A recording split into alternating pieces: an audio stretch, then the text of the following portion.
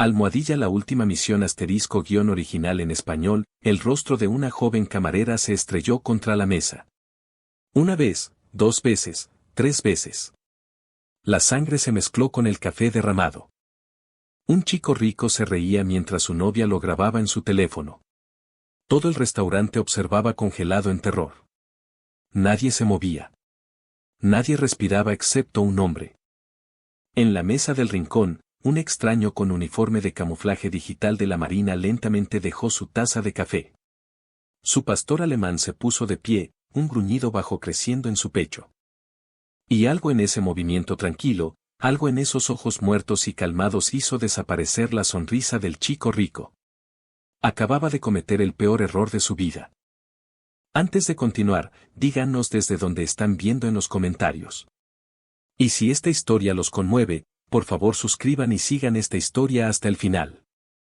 Veamos hasta dónde nos lleva este viaje juntos.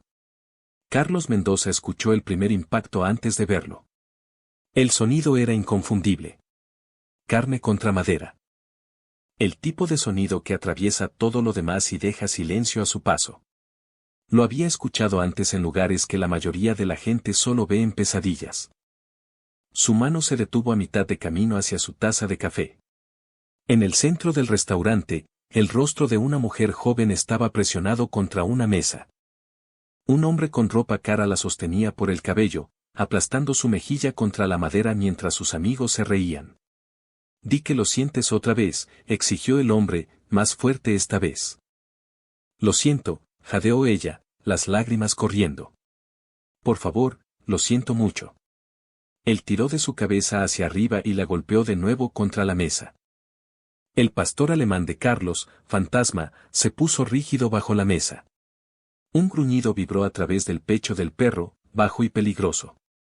«Tranquilo», murmuró Carlos, pero su propio cuerpo ya se estaba moviendo, la memoria muscular tomando el control.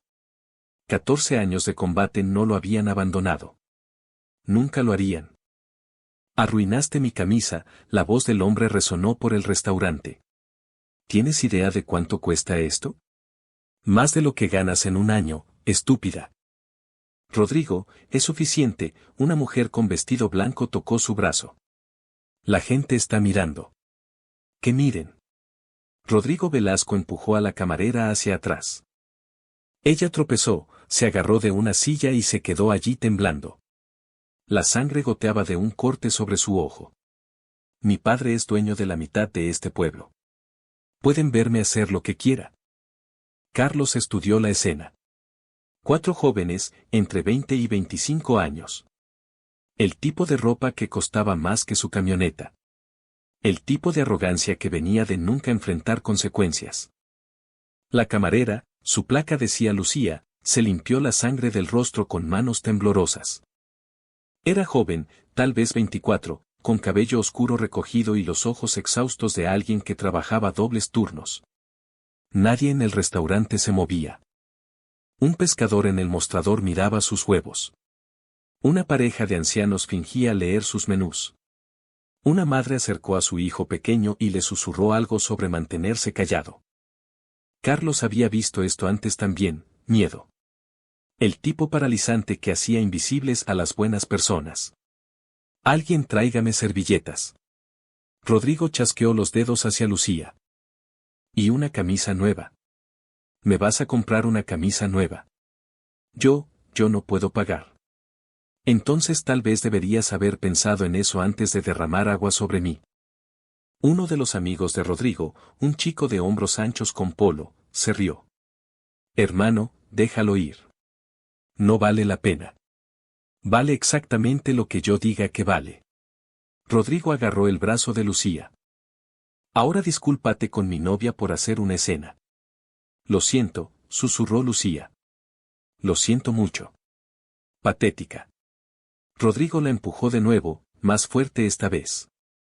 Ella cayó, atrapándose con las manos, y se quedó allí en el piso.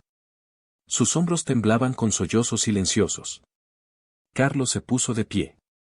El movimiento fue lento, deliberado. La silla raspó contra el piso y el sonido cortó el restaurante como una cuchilla. Fantasma se levantó a su lado. 70 libras de pastor alemán entrenado, pelaje bronceado y negro ondulando sobre músculo enrollado.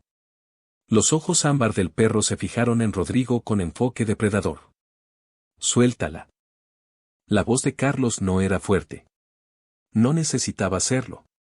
Llevaba el peso de un hombre que había dado órdenes en lugares donde la desobediencia significaba muerte. Rodrigo se volteó. Sus ojos recorrieron el uniforme de camuflaje digital de la Marina de Carlos, el patrón verde y marrón del NW tipo 3. Su labio se curvó. ¿Quién diablos eres tú? Alguien que está pidiendo amablemente. Carlos avanzó una vez. Oh, esto es perfecto. Rodrigo se rió y miró a sus amigos. Un soldado jugando al héroe. ¿Qué? ¿Te dejaron salir del ejército para almorzar? Marina. Lo que sea. Rodrigo soltó a Lucía y se cuadró frente a Carlos. Era alto, tal vez 1.85 metros con la constitución de alguien que había jugado lacrosse en una escuela preparatoria. Pero su postura era incorrecta. Su peso estaba hacia adelante. Sus manos estaban abiertas. Amateur. Escucha, G y yo. No sé de qué base rural saliste arrastrándote, pero por aquí el nombre de mi familia significa algo. Así que ¿por qué no tomas a tu chucho y vuelves a tu rincón antes de que haga algunas llamadas? El gruñido de Fantasma se intensificó. Carlos no miró hacia abajo, pero sintió la disposición del perro a través de la correa. Una palabra, eso es todo lo que tomaría. No te lo voy a decir otra vez, dijo Carlos en voz baja. Discúlpate con ella, paga sus gastos médicos y vete. ¿O qué? Carlos sostuvo su mirada. ¿O vas a descubrir por qué me entrenaron? Algo parpadeó en los ojos de Rodrigo. No era exactamente miedo. Todavía no. Pero el reconocimiento de que tal vez, solo tal vez, había calculado mal. Luego pasó. ¿Sabes qué? Rodrigo sonrió, la sonrisa de alguien que nunca había perdido. Creo que prefiero ver qué tienes. Lanzó el primer golpe.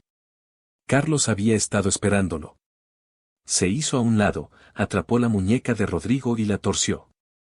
El movimiento fue fluido, casi gentil, pero el resultado fue inmediato. El brazo de Rodrigo se bloqueó detrás de su espalda en un ángulo que lo hizo gritar. Suelta.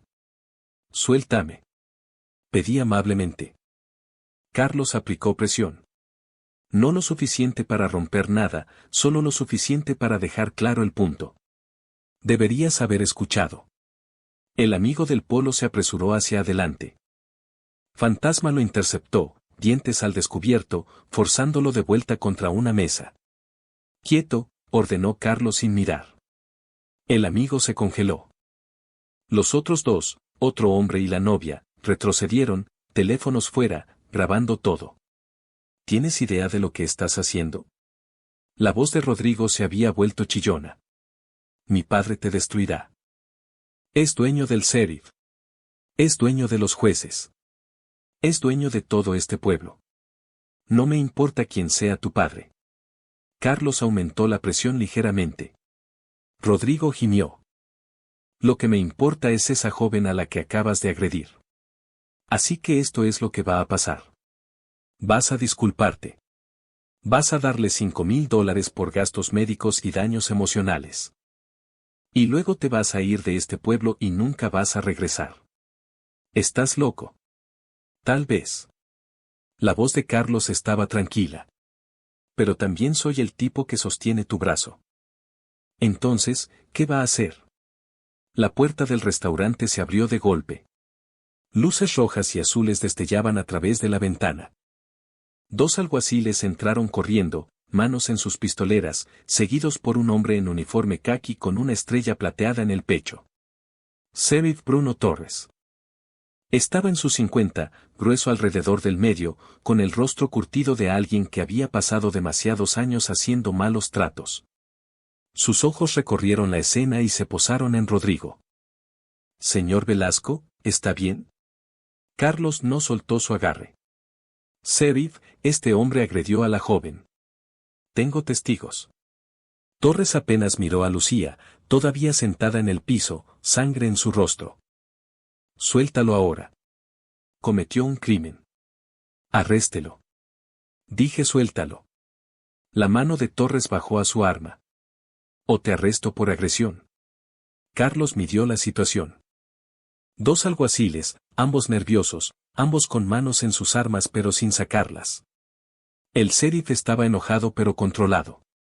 Y detrás de todo, la sonrisa de Rodrigo estaba regresando. Sabía cómo iría esto. De todos modos, Carlos lo soltó. Decisión inteligente, soldado.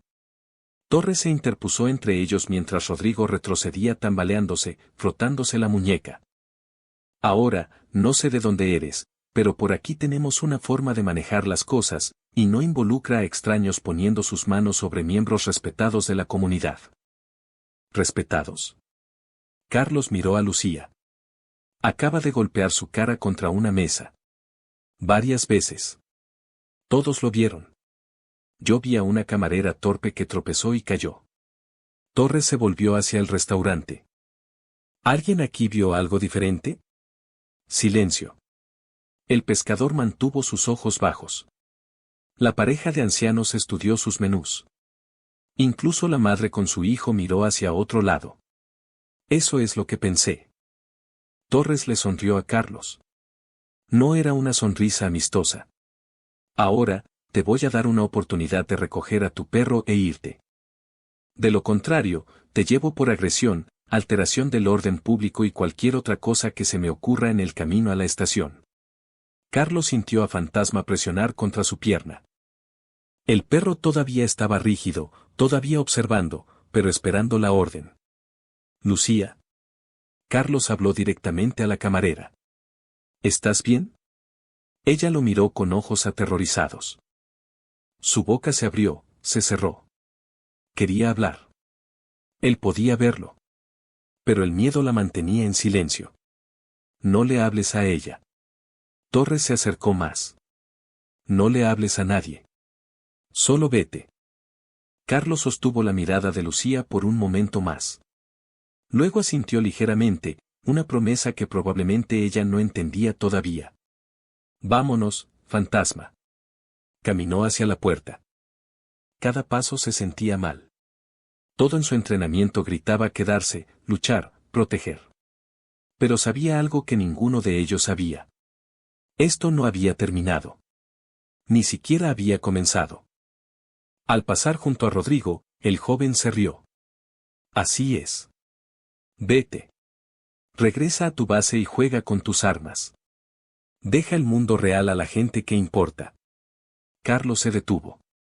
Giró la cabeza justo lo suficiente para encontrar los ojos de Rodrigo. Agrediste a esa mujer frente a 15 testigos. Lo hiciste mientras tus amigos lo filmaban. Y lo hiciste usando ropa que cuesta más de lo que la mayoría de la gente gana en un mes. La voz de Carlos era suave, pero cada palabra aterrizó como un martillo. Hombres como tú piensan que el dinero los hace intocables. Pero he pasado 14 años cazando hombres que pensaban que eran intocables. Sonrió. No era una sonrisa agradable. Siempre los encontré. Algo en la expresión de Rodrigo cambió. Ese parpadeo otra vez, el reconocimiento del error de cálculo. Carlos salió. La luz del sol lo golpeó como una pared de calor. Fantasma se mantuvo cerca, todavía alerta, todavía listo. Cruzaron el estacionamiento hacia la vieja camioneta pickup de Carlos. Abrió la puerta del pasajero para el perro. Buen chico. En reposo. Fantasma saltó adentro, pero no se relajó. Sus ojos permanecieron en la puerta del restaurante. Carlos subió al asiento del conductor y se sentó allí por un momento. Sus manos descansaban en el volante. No estaban temblando. Ya nunca temblaban. Pero por dentro, algo se había despertado. Algo que pensó que había enterrado con Isabella, su esposa. 6 meses muerta ahora. El cáncer había tomado su cuerpo. Pero el estrés había comenzado mucho antes. Las llamadas, las amenazas, los avisos de cobro que llegaban todos los días, a veces 2 veces al día, de una compañía de préstamos que cobraba tasas de interés que deberían haber sido ilegales. Le tomó a Carlos 3 meses después de su muerte rastrear esos préstamos. 3 meses de excavar, siguiendo compañías fantasma y nombres falsos, hasta que encontró la fuente, Financiera Velasco, propiedad de Rodrigo Velasco Sr. El mismo Rodrigo Velasco cuyo hijo acababa de golpear a una joven en un restaurante. La misma familia que era dueña del sheriff, los jueces y la mitad del condado. Carlos había venido a este pueblo por una razón. Había estado observando, reuniendo evidencia, esperando el momento correcto. No esperaba que llegara así. Su teléfono vibró. Un mensaje de texto de un número desconocido, asterisco sé quién eres. Encuéntrame detrás de la biblioteca a las 6 de la tarde. Ven solo. Una amiga, asterisco Carlos miró el mensaje. Fantasma gimió suavemente a su lado. Lo sé, chico. Lo sé. Encendió la camioneta y salió del estacionamiento. En el espejo retrovisor, vio a Torres y sus alguaciles escoltando a Rodrigo a una SUV negra brillante. Vio a Lucía parada en la puerta del restaurante, mirándolo irse. Sus ojos sostenían algo que él reconocía, esperanza.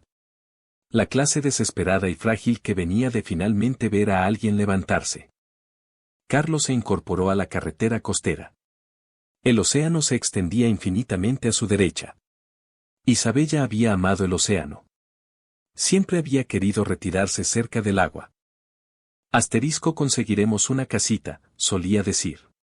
Asterisco nada lujoso, solo un lugar donde podamos escuchar las olas por la noche, nunca consiguió esa casa. Pero Carlos iba a asegurarse de que los hombres responsables pagaran por ella. Alcanzó debajo de su asiento y sacó una carpeta. Dentro había 3 años de documentos, registros financieros, transcripciones de tribunales, informes policiales. Cada familia que los Velasco habían destruido. Cada víctima que había perdido todo por sus préstamos depredadores. Incluyendo a Isabella Mendoza. Incluyéndose a sí mismo. La biblioteca estaba en el borde del pueblo, un pequeño edificio de ladrillo que parecía que no había sido actualizado desde los años 80. Carlos llegó temprano, estacionándose en el lote trasero donde las sombras eran más profundas. Fantasma se quedó en la camioneta, observando, listo. A las 6 en punto exactamente, una figura se acercó. Una mujer de unos 50 años, cabello gris con mechones recogidos, usando la ropa simple de alguien que trabajaba con sus manos. Eres el del restaurante, dijo. El que se enfrentó a Rodrigo. ¿Quién eres? Elena Cruz, tía de Lucía. Se detuvo a unos pies de distancia, estudiándolo con ojos que habían visto demasiado dolor. Vi lo que hiciste. Y vi lo que te costó. No me costó nada. Todavía no. La voz de Elena bajó. Pero lo hará. Los Velasco no perdonan. No olvidan. Y definitivamente no dejan que la gente los humille en público. No les tengo miedo. Deberías. Metió la mano en su bolso y sacó un sobre grueso. Pero si realmente estás dispuesto a luchar, entonces tal vez podamos ayudarnos mutuamente. Carlos tomó el sobre. Dentro había fotografías, documentos, nombres y fechas. ¿Qué es esto? Evidencia. Todo lo que Lucía y yo hemos estado recopilando durante 2 años. Los ojos de Elena se endurecieron. Rodrigo ha hecho esto antes. 6 otras mujeres que conocemos. Agredidas, golpeadas.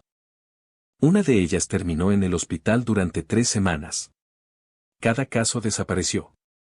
Cada víctima fue sobornada o asustada. ¿Por qué no acudieron a las autoridades? Lo intentamos. El sheriff está en la nómina de Velasco. El fiscal de distrito es compañero de golf de Velasco. El juez que maneja la mayoría de los casos en este condado le debe a Velasco $500,000 en contribuciones de campaña. Elena se rió amargamente. No hay autoridades aquí. Solo hay poder, y los Velasco lo tienen todo. Carlos hojeó los documentos. registros médicos, informes policiales marcados como infundados, acuerdos de conciliación con números enormes y cláusulas de confidencialidad estrictas. Esto es bueno, dijo lentamente. Pero no es suficiente. No para cargos federales. Lo sé. Elena se acercó más. Por eso necesito saber quién eres realmente. Porque la gente normal no mira a Rodrigo Velasco de la manera en que tú lo hiciste. No hablan con el sheriff Torres así. Y definitivamente no se llevan a sí mismos como si hubieran estado en guerra. Carlos estuvo en silencio por un largo momento. Luego abrió su propia carpeta y se la entregó. El rostro de Elena cambió mientras leía. Primero sorpresa, luego comprensión, luego algo que parecía esperanza. Dios mío, susurró. ¿Le hicieron esto a tu esposa? Le hicieron esto a cientos de familias. Mi esposa fue solo una de ellas. La voz de Carlos era plana, controlada. Necesitaba tratamiento experimental contra el cáncer. El seguro no lo cubriría. Estábamos desesperados. Alguien recomendó un prestamista privado que podría ayudar. Dinero rápido, dijeron. Términos flexibles. Financiera Velasco. No lo sabíamos. El papeleo estaba enterrado en compañías fantasma. Para cuando lo descubrimos, estábamos atrapados. 23% de interés. Tarifas sobre tarifas. Y cuando no pudimos pagar. La mandíbula de Carlos se tensó. Llamaban todos los días, a veces cada hora. Se presentaban en su habitación del hospital. Le decían que perderíamos todo. Nuestra casa, nuestros ahorros, nuestra dignidad. La estresaron hasta la tumba. Los ojos de Elena estaban húmedos. Lo siento mucho. No lo sientas. Ayúdame a destruirlos. Ella encontró su mirada. En ese momento, se formó una alianza. Lucía quería venir esta noche, dijo Elena. Le dije que era demasiado peligroso, pero quería que te diera esto. Le entregó un pequeño trozo de papel, un número de teléfono. Ella también ha estado guardando registros. Cada vez que Rodrigo entraba en ese restaurante, cada amenaza, cada accidente que realmente no era un accidente. La voz de Elena se endureció. Ha estado apuntándole durante meses. Apareciendo en su lugar de trabajo, siguiéndola a casa, asegurándose de que ella sepa que no puede escapar. ¿Por qué ella?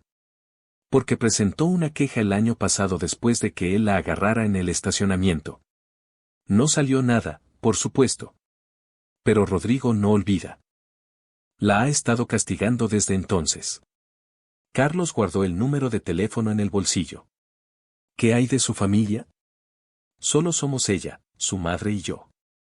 Y su madre está enferma. Diabetes. Necesita medicamentos que apenas pueden pagar. Elena hizo una pausa. También tienen un préstamo con Financiera Velasco. Si pierden un pago más, pierden su casa. Por supuesto que sí. Era el mismo patrón, la misma trampa. Exprime a los vulnerables hasta que se rompan, luego toma todo lo que tenían. Tengo contactos, dijo Carlos. Gente federal que ha estado construyendo un caso contra Velasco durante años. Pero necesitan más evidencia. El tipo que no puede ser explicado o enterrado. ¿Qué tipo de evidencia? Testimonio de víctimas dispuestas a declarar. Documentos financieros que rastrean directamente a Rodrigo Sr. E idealmente algo que muestre que la corrupción va más allá del dinero. Carlos miró el sobre en sus manos. Algo como esto, pero más grande. Podría haber algo. Elena vaciló. Lucía me dijo una vez que Rodrigo se jacta de las conexiones de su padre. Políticos, empresarios, incluso algunos funcionarios federales. Mantiene archivos sobre todos ellos. Seguro, lo llama. ¿Dónde? En la oficina de su padre en el edificio Velasco en el centro. Negó con la cabeza. Pero entrar allí sería imposible. Cámaras de seguridad, guardias, cerraduras biométricas. El lugar es una fortaleza. Carlos sonrió ligeramente. He estado en peores fortalezas. No puedes hablar en serio. Siempre hablo en serio. Antes de que Elena pudiera responder, los faros barrieron el estacionamiento. Un crucero del Sheriff entró, moviéndose lentamente, la luz de búsqueda sondeando las sombras. Agáchate, siseó Carlos.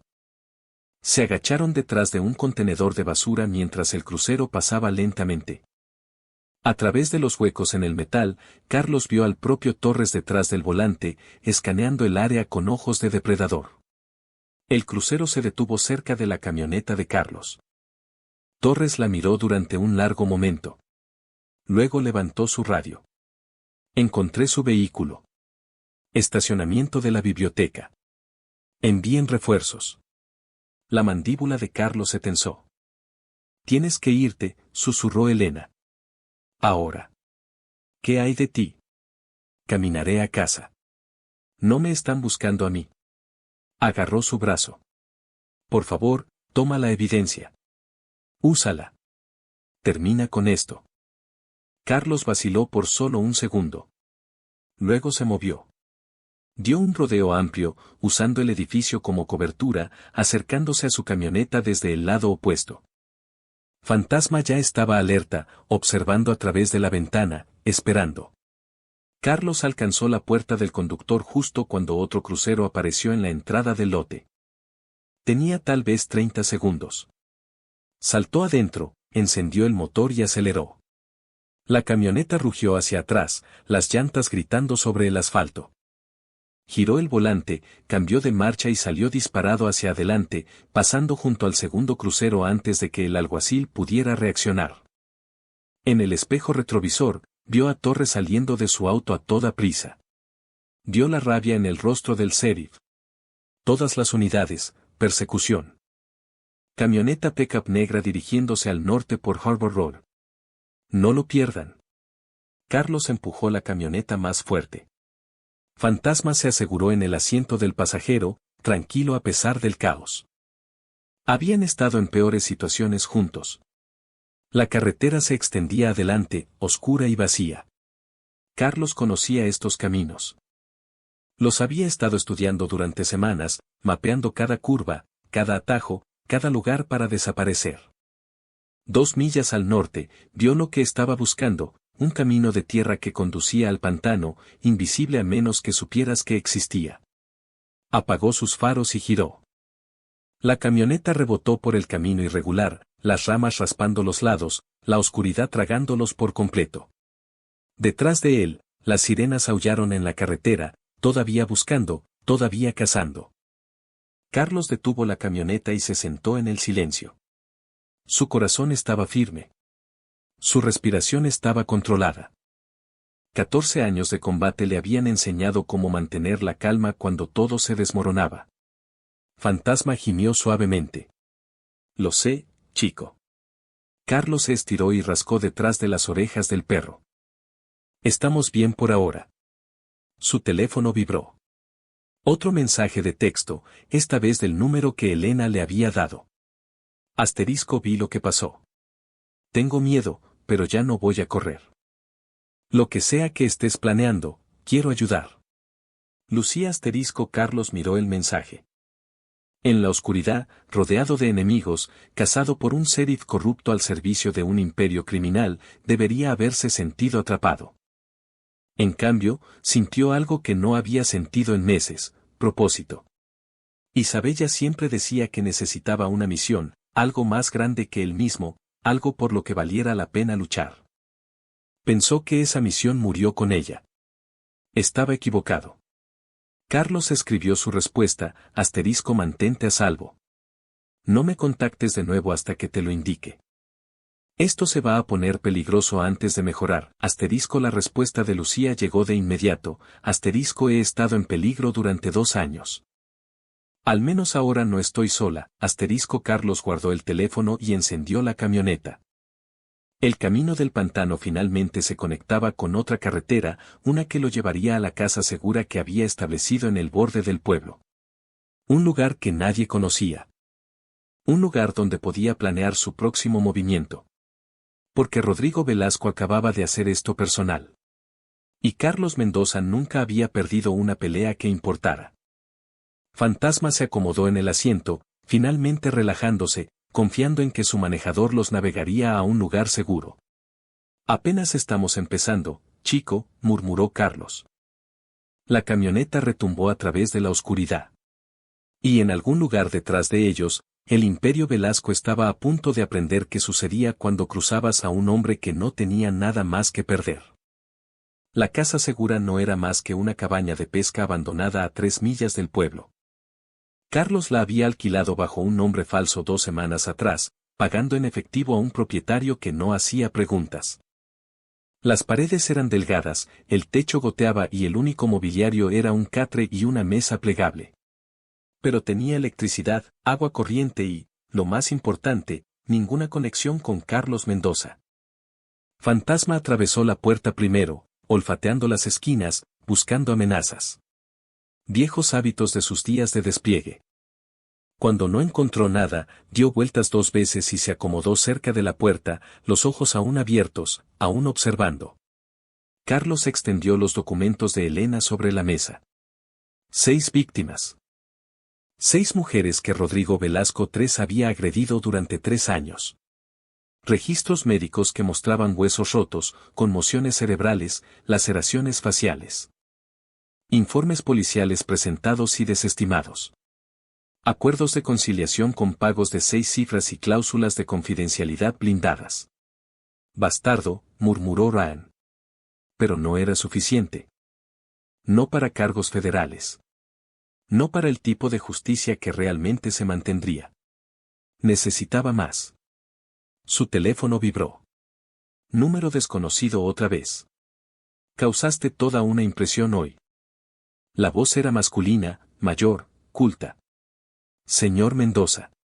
O debería decir suboficial Mendoza, ex-seal del equipo 5, 14 años de servicio distinguido. Baja honorable hace 8 meses después de la muerte de su esposa. La sangre de Carlos se heló. ¿Quién es? Alguien que te ha estado observando durante 3 semanas. Alguien que sabe exactamente por qué viniste a este pueblo. Una risa suave. ¿Realmente pensaste que podrías investigar a mi familia sin que me diera cuenta? Rodrigo Velasco II. Carlos apretó el teléfono con más fuerza. ¿Qué quieres? Lo mismo que todos los hombres razonables quieren, evitar conflictos innecesarios. La voz de Velasco era suave, razonable. La voz de un hombre que había hablado para salir de 1000 rincones. ¿Tienes quejas? Lo entiendo. La enfermedad de tu esposa, las presiones financieras, las desafortunadas circunstancias de sus últimos meses. Estas cosas crean ira, resentimiento, la necesidad de culpar a alguien. Mi esposa murió porque su compañía la acosó hasta la tumba. Tu esposa murió porque tenía cáncer, señor Mendoza. Todo lo demás es interpretación. Una pausa. Pero no estoy llamando para discutir. Estoy llamando para ofrecerte una salida. Estoy escuchando. Sal del pueblo esta noche. Toma tu evidencia, tu perro, tu justa ira y vete. A cambio, personalmente me aseguraré de que cada deuda asociada con el tratamiento de tu esposa sea perdonada. Tu crédito restaurado. Un nuevo comienzo en cualquier lugar que elijas. Carlos se rió. No era un sonido agradable. ¿Crees que vine aquí por dinero? Creo que viniste aquí por venganza. Y te estoy ofreciendo algo mejor. La voz de Velasco se endureció ligeramente. Pero necesito que entiendas algo, señor Mendoza. Solo estoy haciendo esta oferta una vez. Si te niegas, si continúas con esta cruzada, te destruiré. No metafóricamente. Literalmente. Tomaré todo lo que te queda y lo trituraré hasta convertirlo en polvo. Ya tomaste todo lo que tenía. Silencio en la línea. El nombre de mi esposa era Isabella. Era enfermera. Pasó 30 años cuidando a personas que no podían cuidarse a sí mismas. Y cuando se enfermó, cuando necesitó ayuda, su compañía envió cobradores a su habitación de hospital. La llamaban todos los días. Le decían que no valía nada, que había arruinado nuestras vidas, que bien podría simplemente rendirse. La voz de Carlos no titubeó. Murió creyendo que era una carga. Murió pensando que me había fallado. Y eso es culpa tuya. Lamento tu pérdida. Velasco no sonaba arrepentido.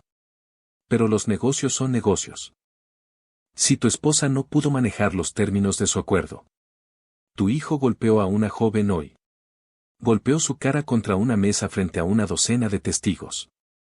Y tu sheriff lo encubrió. Carlos lo interrumpió.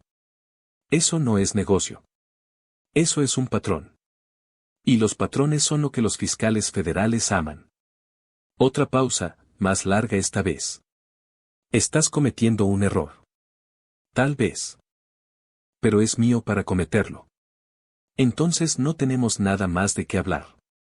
La voz de Velasco se volvió plana. Adiós, señor Mendoza. Espero que tus principios te mantengan caliente cuando estés durmiendo en una celda. La línea se cortó. Carlos se quedó inmóvil por un largo momento. Luego dejó el teléfono y miró a Fantasma. Está asustado. Las orejas de Fantasma se levantaron. Me llamó él mismo. No un abogado, no un intermediario. Me llamó personalmente a las 11 de la noche para ofrecer un soborno. Carlos sonrió sombríamente. Eso significa que estoy más cerca de lo que pensaba. Se volvió hacia los documentos. En algún lugar de estas páginas estaba la clave, la conexión que derribaría todo el imperio. Solo tenía que encontrarla. 3 horas después, su teléfono vibró de nuevo. Esta vez reconoció el número. Lucía. No debería estar llamando, dijo de inmediato. Pero algo pasó. ¿Qué? Vinieron a mi casa. El sheriff Torres y 2 alguaciles. Dijeron que estaban investigando un disturbio en el restaurante. Su voz tembló. Lo buscaron todo. Mi habitación, la habitación de mi madre, incluso el armario de mi hija. Se llevaron mi laptop y mi teléfono. Estoy usando el de mi vecina ahora. ¿Encontraron algo? ¿Los documentos que estaba guardando? ¿Los registros del acoso de Rodrigo? Lucía se rió amargamente. Los moví la semana pasada después de la última vez que vino al restaurante y me amenazó. Sabía que algo malo se avecinaba. ¿Dónde están ahora? Con la tía Elena. Ella tiene copias de todo. Una pausa. Pero esa no es la razón por la que llamo. ¿Qué es? Cuando registraron la habitación de mi madre, Torres encontró su medicamento. Lo tomó. Dijo que era evidencia de algo. Ni siquiera especificó qué. La voz de Lucía se quebró. Mi madre necesita ese medicamento, Carlos. Es diabética. Sin su insulina. Entiendo. La mandíbula de Carlos se tensó. Lo manejaré. ¿Cómo? Aún no lo sé. Pero lo haré. Hizo una pausa. Lucía, escúchame. No vayas a trabajar mañana. Quédate en casa. Quédate con tu familia. No puedo permitirme perder el trabajo. Ya estamos atrasados en... Yo lo cubriré. Silencio. Ni siquiera me conoces. Sé que te levantaste cuando nadie más lo haría. Sé que has estado guardando registros cuando todos te decían que te quedaras callada. Y sé que Rodrigo Velasco te apuntó porque eres valiente. La voz de Carlos se suavizó. Eso es suficiente. Lucía no respondió por un largo momento. Cuando lo hizo, su voz estaba llena de emoción. ¿Por qué estás haciendo esto? De verdad. Carlos pensó en Isabella. En la última vez que sostuvo su mano, escuchándola respirar, esperando el final. En la rabia que lo había consumido en los meses posteriores. Y en la fría determinación que la había reemplazado. Porque alguien debería haber ayudado a mi esposa. Y nadie lo hizo. Cerró los ojos. No voy a cometer ese error. Tu esposa. Es una larga historia. Te la contaré algún día si sobrevivimos a esto. Eso no es reconfortante. No está destinado a serlo. Carlos se puso de pie. Decisión tomada. Voy a conseguir el medicamento de tu madre. Quédate donde estás. No abras la puerta a nadie que no conozcas. Carlos. Llamaré cuando esté hecho. Colgó antes de que ella pudiera discutir. Fantasma se levantó inmediatamente, sintiendo el cambio en la energía de su manejador. Carlos agarró su chaqueta y las llaves de la camioneta. Vamos, chico. Tenemos trabajo que hacer. La farmacia estaba cerrada cuando Carlos llegó, pero sabía que el farmacéutico vivía en el apartamento de arriba. Un veterano de Vietnam llamado Ernesto Dawkins, 73 años, que había servido 2 tours como médico antes de volver a casa a un país que no quería recordar lo que había hecho. Carlos lo había conocido durante su primera semana en el pueblo. Reconociendo la mirada en los ojos de Ernesto. La mirada de un hombre que había visto cosas que nunca se desvanecían por completo. Llamó a la puerta lateral. Tardó 3 minutos en que Ernesto respondiera, usando una bata y sosteniendo un bate de béisbol. ¿Quién está ahí? Carlos Mendoza. Nos conocimos en el VFW la semana pasada. La puerta se abrió un poco. Los ojos de Ernesto se estrecharon, luego se abrieron con reconocimiento. ¿El Seal? ¿Qué diablos haces aquí a medianoche? Necesito insulina para una paciente diabética cuyo medicamento fue confiscado por el sheriff Torres. La expresión de Ernesto se oscureció. Torres. Ese hijo de perra corrupto. Se interrumpió, negando con la cabeza. Ha estado haciendo esta basura durante años. Usando su placa para ajustar cuentas personales. ¿Puedes ayudar? Ernesto lo estudió por un largo momento. Luego retrocedió y abrió la puerta más ampliamente. Entra. Dime qué necesitas. 20 minutos después, Carlos se fue con una bolsa que contenía insulina, jeringas y suficientes suministros para durar un mes. Ernesto había rechazado el pago. Considéralo cortesía profesional, dijo el anciano. Un veterano a otro. Y un ser humano a otro. Agarró el brazo de Carlos. Los vas a perseguir, ¿verdad? A los Velasco. Sí. Bien. Los ojos de Ernesto ardieron con vieja ira. Mi sobrino perdió su casa por esos buitres hace 3 años. Su esposa lo dejó. Comenzó a beber. La última vez que supe de él, estaba viviendo en su auto en algún lugar de Florida. Escupió en el suelo. Han estado sangrando este pueblo durante décadas. Ya es hora de que alguien se defienda. Voy a necesitar más que medicina para hacer eso. ¿Qué más necesitas? Carlos vaciló. Esta era la parte donde las cosas se complicaban. Información sobre el edificio Velasco. Sistemas de seguridad, puntos de acceso, cualquier cosa que pueda saber. Las cejas de Ernesto se levantaron. Estás planeando algo grande. Estoy planeando algo necesario. El anciano estuvo en silencio por un momento. Luego se rió. Diablos, ¿por qué no? Tengo 73 años. ¿Qué van a hacer? ¿Matarme? Hizo un gesto a Carlos para que lo siguiera. Ven. Tengo algo que mostrarte. Ernesto lo llevó a una habitación trasera llena de archivadores y equipo de cómputo viejo. Sacó una carpeta gruesa y se la entregó a Carlos. Mi sobrino trabajó en seguridad en el edificio Velasco durante 6 años antes de que lo despidieran por hacer demasiadas preguntas. Ernesto golpeó la carpeta. Guardó copias de todo. Planos de los pisos, protocolos de seguridad, horarios de empleados.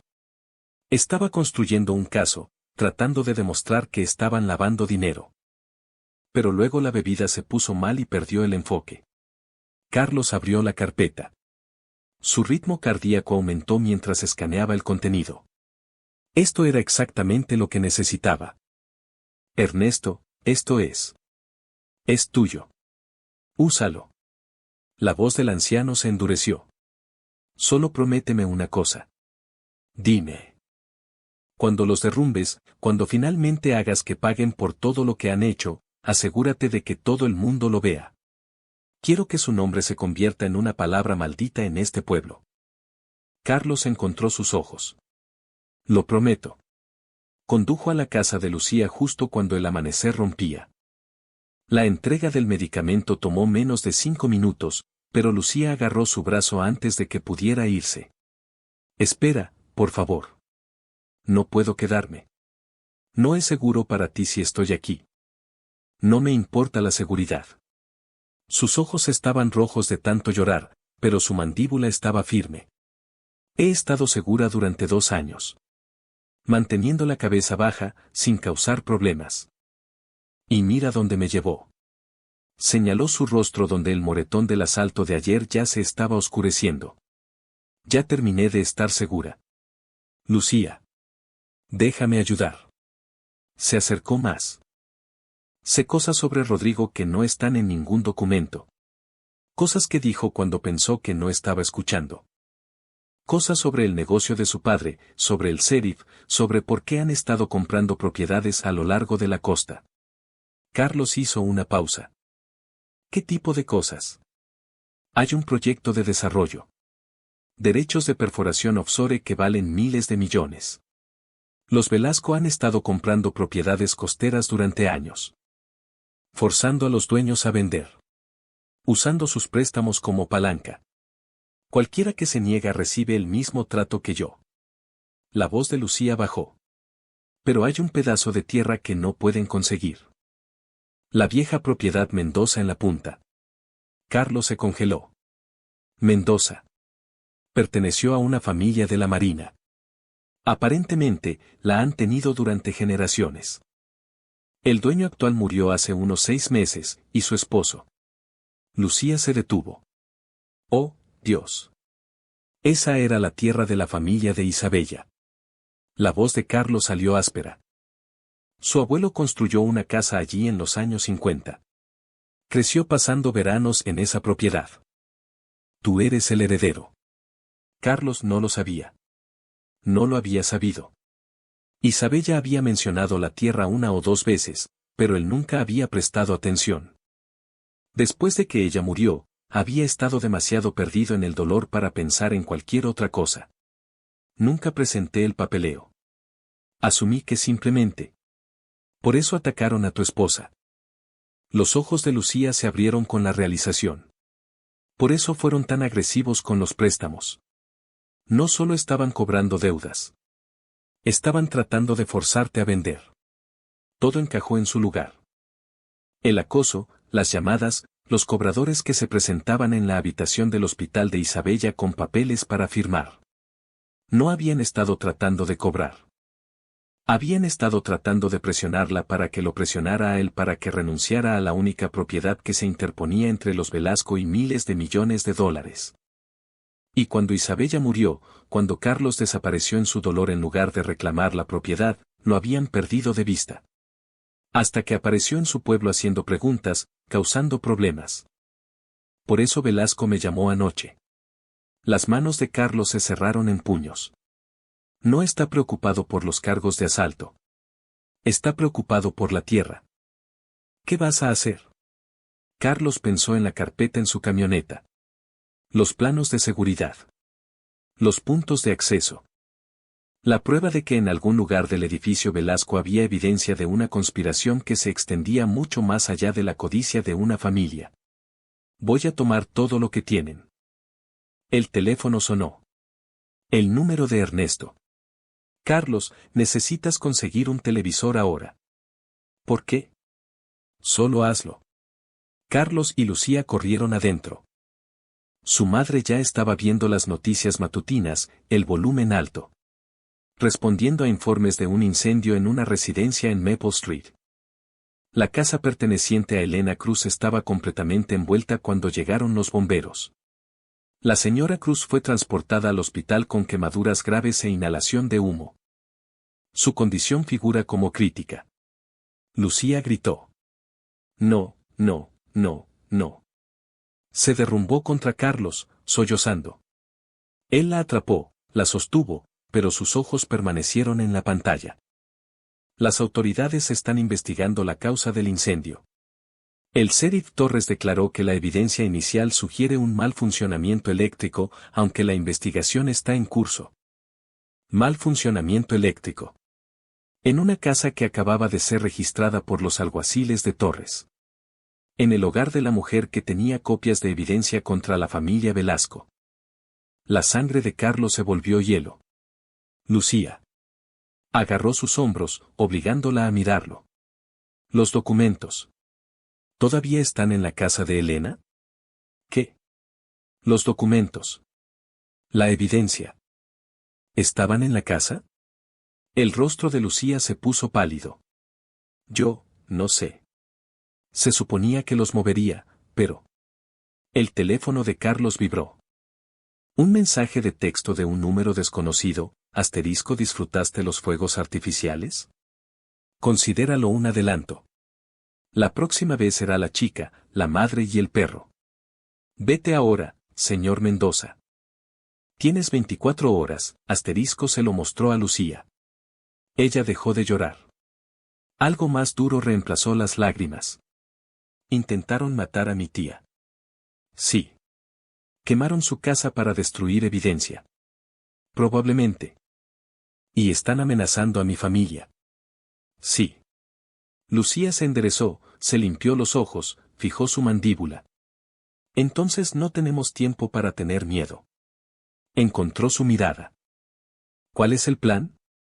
Carlos la miró. Vio la determinación. Vio la ira. Vio el mismo fuego que lo había impulsado a venir a este pueblo en primer lugar. El plan es golpearlos antes de que puedan golpearnos de nuevo. ¿Cómo? Conozco a alguien que puede ayudar. Contacto federal. Ha estado construyendo un caso contra los Velasco durante años. Pero necesita evidencia desde adentro. Carlos sacó su teléfono. Si podemos entrar en el edificio Velasco, acceder a sus archivos, encontrar la prueba. ¿Quieres irrumpir en el edificio más seguro del condado? Quiero terminar con esto esta noche. Lucía estuvo en silencio por un momento. Luego asintió. ¿Qué necesitas que haga? El hospital era caos. Carlos y Lucía llegaron para encontrar a Elena en la UCI, inconsciente, envuelta en vendajes, máquinas sonando a su alrededor. El doctor dijo que tenía quemaduras de tercer grado en el 40% de su cuerpo. Podría sobrevivir. Podría no hacerlo. Lucía sostuvo la mano de su tía y lloró. Carlos se quedó junto a la puerta, observando por amenazas. Una enfermera se acercó. ¿Son familia? Sí, dijo Lucía. Había algo apretado en su mano cuando la trajeron. Los paramédicos casi lo pasan por alto. La enfermera sostuvo un pequeño objeto envuelto en tela chamuscada. Dijeron que no lo soltaba, incluso inconsciente. Pensaron que podría ser importante. Lucía desenvolvió la tela. Dentro había una memoria USB. Lo salvó, susurró Lucía. Salvó los archivos. Carlos tomó la unidad, girándola en sus manos. Estaba chamuscada pero intacta. Si los datos aún eran legibles. Tenemos que irnos. Tocó el hombro de Lucía. Ahora. No puedo dejarla. Si nos quedamos, nos encontrarán. Y entonces terminarán lo que comenzaron. Su voz era gentil pero firme. Lo mejor que puedes hacer por tu tía es ayudarme a terminar con esto. Lucía miró a Elena una última vez. Se inclinó, le besó la frente. Volveré. Lo prometo. Salieron por una entrada de servicio, evitando el vestíbulo principal donde Carlos había visto a uno de los alguaciles de Torres estacionado cerca del mostrador. En el estacionamiento, el teléfono de Carlos vibró de nuevo. Un mensaje de texto de la agente Diana Cruz, FBI. Asterisco recibí tu mensaje. Estoy en ruta. Encuéntrame en las coordenadas en 2 horas, asterisco él escribió de vuelta, asterisco no puedo venir solo. Traigo a una testigo. ¿Tiene evidencia? Asterisco la respuesta fue inmediata, asterisco bien. Pero si esto es una pérdida de tiempo, Mitchell, personalmente terminaré tu carrera, asterisco sonrió sombríamente. Su carrera había terminado el día que Isabella murió. Todo desde entonces había sido tiempo prestado. ¿A dónde vamos?, preguntó Lucía. A conocer a alguien que puede ayudar. Carlos encendió la camioneta. Fantasma saltó al asiento trasero. Alguien que ha estado esperando este momento durante mucho tiempo. Condujeron hacia el sol naciente. Detrás de ellos, el Imperio Velasco estaba despertando. Pero no sabían que el hombre que habían intentado destruir estaba a punto de convertirse en su peor pesadilla. Y la cuenta regresiva hacia la justicia finalmente había comenzado. Los helicópteros federales llegaron al amanecer. Carlos se paró en la playa cerca de la vieja propiedad Mendoza, viendo 3 Blackhawks descender del cielo. Fantasma presionó contra su pierna, tranquilo pero alerta. Lucía estaba a su lado, la memoria USB de su tía apretada en su mano como un talismán. La agente Diana Cruz saltó antes de que el rotor dejara de girar. Era alta, delgada, de unos 40 años, con cabello gris acerado y ojos que habían visto todo y juzgado la mayor parte con dureza. Detrás de ella venía un equipo de agentes con equipo táctico, moviéndose con precisión coordinada. Mendoza. Cruz se detuvo frente a él. He estado construyendo este caso durante 4 años. Vi a 3 testigos desaparecer, 2 jueces fueron comprados y un fiscal de Estados Unidos de repente decidió retirarse. Sus ojos penetraron en los suyos. Dime que tienes algo real esta vez. Carlos le entregó los discos duros del edificio Velasco. Registros financieros que se remontaban 15 años. Compañías fantasma rastreadas hasta su fuente. Pagos al sheriff Torres, al juez Morrison y al menos 6 legisladores estatales. Hizo una pausa. Y video de Rodrigo Velasco III agrediendo a 7 mujeres diferentes, incluyendo uno que ocurrió hace menos de 48 horas. Cruz tomó las unidades. Su expresión no cambió, pero algo se movió en sus ojos. ¿De dónde sacaste esto? ¿Importa? Importa para el procesamiento. Entonces di que los encontré en un contenedor de basura. La voz de Carlos era plana. O di que una fuente anónima los proporcionó. O di lo que sea que necesites decir para que esto funcione. No me importa el crédito. Me importan los resultados. Cruz lo estudió por un largo momento. Luego se volvió hacia su equipo. Martínez, comienza a procesar estas unidades.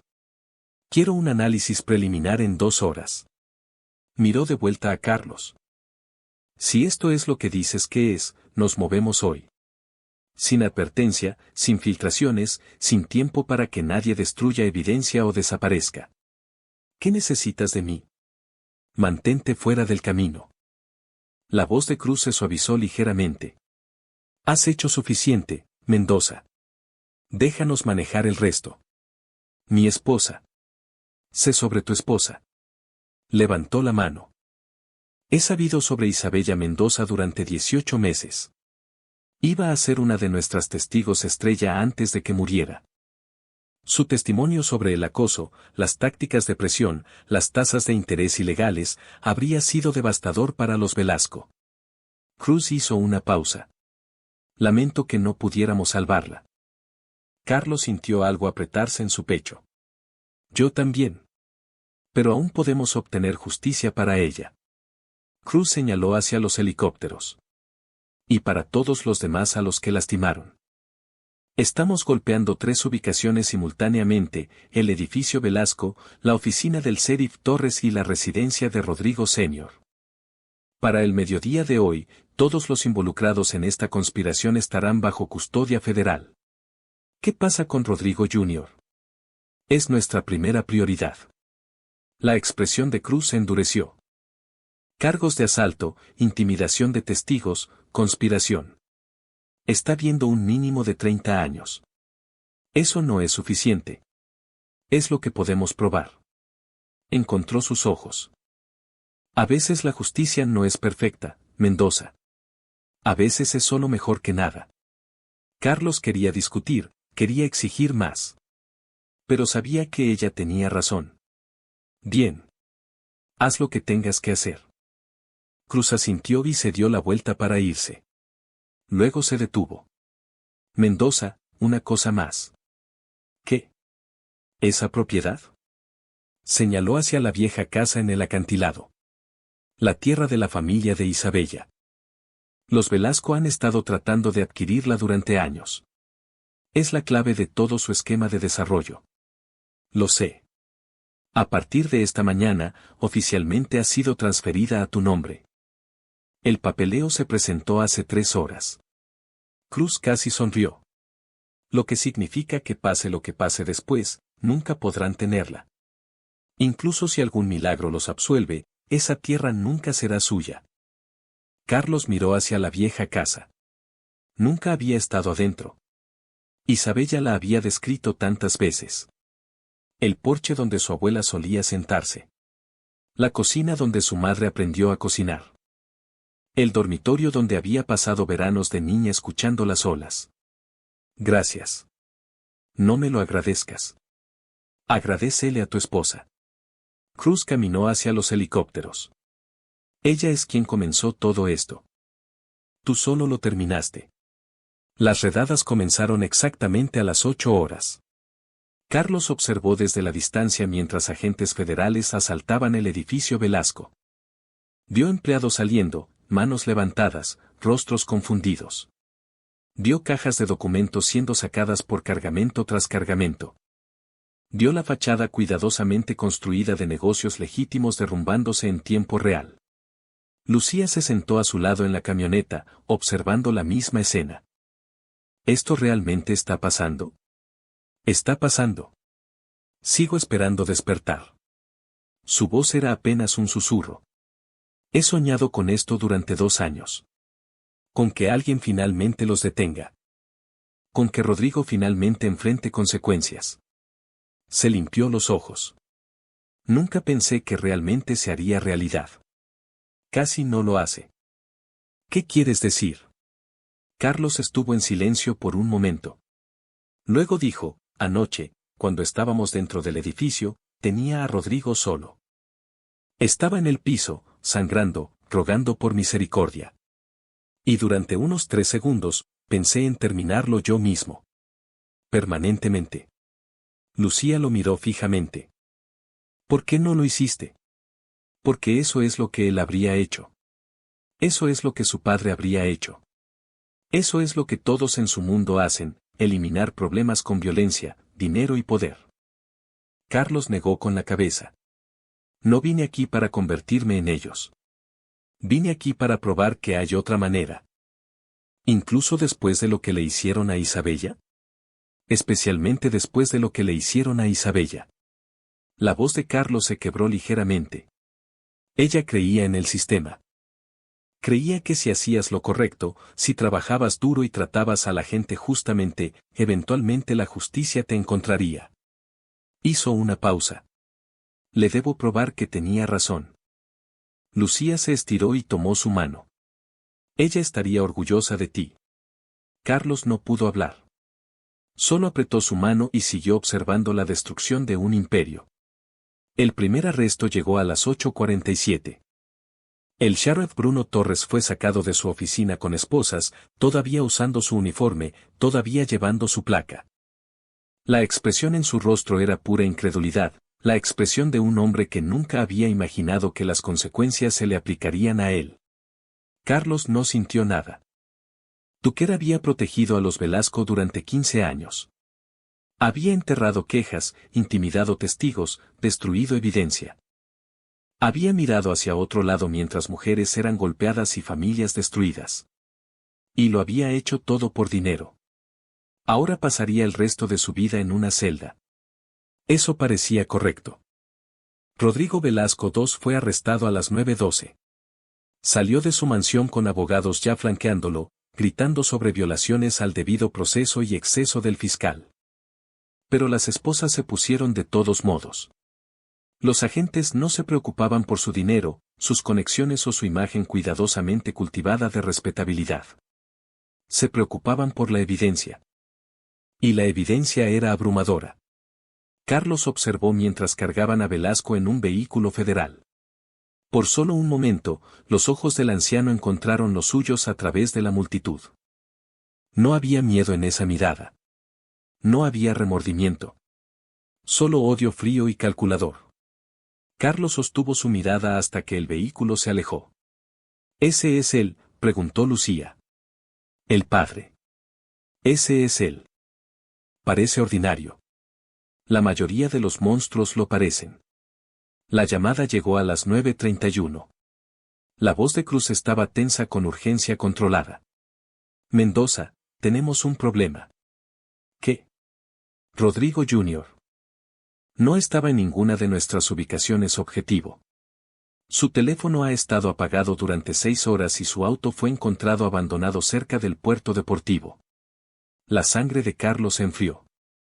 Huyó.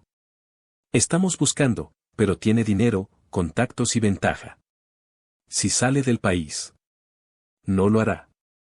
¿Cómo lo sabes? Carlos pensó en todo lo que había aprendido en las últimas 48 horas. Sobre la arrogancia de Rodrigo. Su necesidad de control. Su patológica incapacidad para aceptar la derrota. Porque no es el tipo que huye. Va a querer venganza. ¿Venganza de quién? Carlos miró a Lucía. Al restaurante en la distancia. A todas las personas que Rodrigo había lastimado durante los años. De todos. Encontraron primero a la madre de Lucía. Faltaba de la casa. Sin signos de lucha, sin nota. Solo un dormitorio vacío y el pánico gritando de una hija. Mamá. Mamá, ¿dónde estás? Carlos registró la propiedad mientras Lucía se desmoronaba. Fantasma rastreó un olor desde el dormitorio hasta la puerta trasera, luego lo perdió cerca de la calle. Alguien la había recogido. Alguien con un auto. Lucía. Carlos agarró sus hombros. Escúchame. Necesito que te concentres. Se la llevaron. Se llevaron a mi madre. Lo sé, y la vamos a recuperar. Pero necesito que pienses. ¿Dónde iría Rodrigo? ¿Dónde se sentiría seguro? No sé. No sé nada. Sí, lo sabes. Has estado observándolo durante 2 años. Conoce sus patrones, sus hábitos, sus debilidades. La voz de Carlos estaba tranquila pero urgente. Piensa, Lucía. ¿A dónde va cuando está acorralado? Ella se obligó a respirar, a pensar. El yate. El yate de su padre. Está atracado en el puerto deportivo privado en el extremo norte del pueblo. Va allí cuando quiere alejarse de todo. Ahí es donde lo encontraremos. ¿Cómo lo sabes? Porque es el único lugar que le queda donde todavía tiene poder. Carlos sacó su teléfono y marcó a Cruz. Y los hombres como Rodrigo no pueden sobrevivir sin poder. El puerto deportivo estaba tranquilo cuando llegaron. Demasiado tranquilo. Carlos se acercó solo, dejando a Lucía y Fantasma a una distancia segura. Su entrenamiento se activó automáticamente, evaluando ángulos, identificando cobertura, mapeando amenazas potenciales. El yate estaba allí. Luces encendidas. Movimiento visible a través de las ventanas. Se acercó más, manteniéndose bajo, usando los otros botes como ocultación. Cuando llegó a la pasarela, podía oír voces. No puedo creer que la trajeras aquí. Una voz de mujer, enojada, asustada. Cállate, Amber. Estoy pensando. ¿Pensando? Necesitamos huir. Los federales están en todas partes. Tu padre está bajo custodia y está sentado aquí jugando con una anciana. Ella es apalancamiento. ¿No entiendes? Mientras la tengamos, no pueden tocarnos. Carlos apretó su mandíbula. La madre de Lucía estaba en ese bote. Viva, al menos por ahora. ¿Pero por cuánto tiempo? Sacó su teléfono y envió un mensaje de texto a Cruz con la ubicación. Luego comenzó a moverse. La pasarela estaba expuesta. No había manera de acercarse sin ser visto. Tendría que ser rápido. Estaba a mitad de camino cuando una voz lo detuvo. Así es suficiente, soldadito. Carlos se volvió. Rodrigo estaba de pie en la cubierta, sosteniendo un arma. No apuntada a Carlos. Apuntada a alguien detrás de él. Una mujer anciana con cabello gris y ojos aterrorizados. La madre de Lucía. Suelta cualquier arma que tengas. Lentamente. Carlos levantó las manos. Tranquilo. Solo mantén la calma. ¿Calma? Calma. Rodrigo se rió, pero había histeria en ello. Mi padre está bajo custodia federal. Mis cuentas están congeladas. Toda mi vida se está desmoronando por tu culpa. ¿Y me dices que me calme? Tu vida se estaba desmoronando mucho antes de que yo apareciera. Simplemente no te diste cuenta. Cállate. Rodrigo presionó el arma con más fuerza contra la cabeza de la anciana. Ella gimió. Arruinaste todo. Tú y esa estúpida camarera y todos los demás que no podían simplemente ocuparse de sus propios asuntos. Lucía no arruinó nada. Tampoco yo. Hiciste esto contigo mismo, Rodrigo. Cada mujer que lastimaste, cada familia que destruiste, cada crimen que cometiste. Todo es tuyo. No cometí crímenes. Hice lo que tenía que hacer. Golpeaste a una joven en un restaurante. Le golpeaste la cara contra una mesa frente a testigos. La voz de Carlos era firme. Eso no es supervivencia. Eso es enfermedad. La mano de Rodrigo tembló. El arma vaciló. No entiendes. No puedes entender. Crecer con mi padre, las expectativas, la presión. Guárdatelo para tu terapeuta o tu compañero de celda. Carlos dio un paso adelante.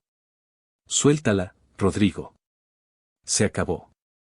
No se acaba hasta que yo lo diga. Mira a tu alrededor. Tu novia está llorando en la cubierta. Tu padre está esposado. Los agentes federales están a 5 minutos de distancia. Carlos señaló hacia el puerto deportivo. No tienes a dónde ir y nada con qué negociar. La única pregunta que queda es cómo quieres que termine esto. Tal vez quiero que termine con ambos muertos. ¿No lo dices en serio? No. Los ojos de Rodrigo estaban salvajes ahora. Toda mi vida me han dicho que soy especial. Que soy mejor que todos los demás. Que las reglas no se aplican a mí. ¿Y sabes qué? Lo creí. Realmente lo creí. Lo sé. Pero ahora me miro a mí mismo y veo. Su voz se quebró. No veo nada. No soy nada sin el dinero de mi padre. No soy nada sin su nombre. Solo soy un niño asustado que nunca creció. Por solo un momento, Carlos sintió algo inesperado, lástima. No por lo que Rodrigo había hecho. Eso era imperdonable. Sino por el niño roto debajo. Por la persona que podría haber sido si alguien lo hubiera amado de manera diferente. Rodrigo. La voz de Carlos se suavizó. Baja el arma. Busca ayuda. No es demasiado tarde para elegir algo mejor. Estás mintiendo. No lo estoy. He visto hombres peores que tú regresar de lugares más oscuros. Sucede. Pero solo sucede si lo permites. Rodrigo lo miró fijamente. El arma bajó ligeramente. ¿Realmente crees eso? Sí. El silencio se extendió entre ellos. Las olas golpeaban contra el casco.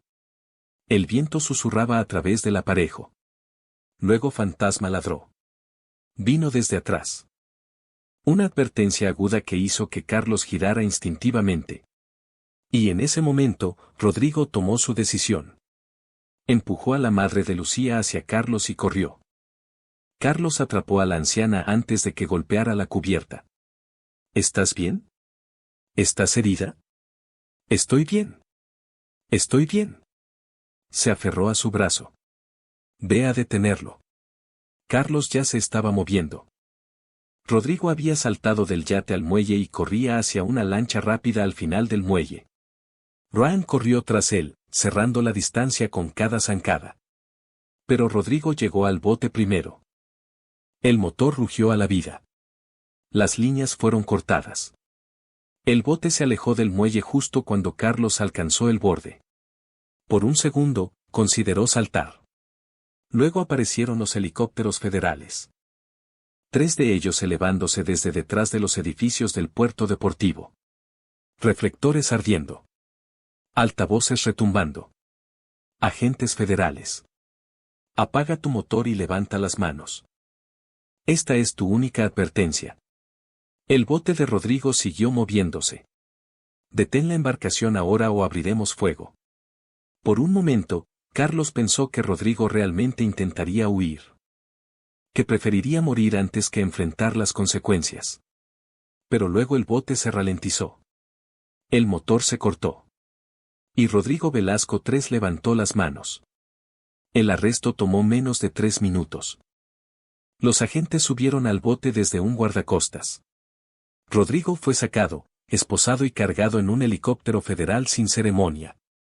Carlos observó desde el muelle. Se había acabado. Después de todo, la planificación, la lucha, el miedo, finalmente se había acabado. Lucía apareció a su lado, su madre apoyada entre ella y un agente federal.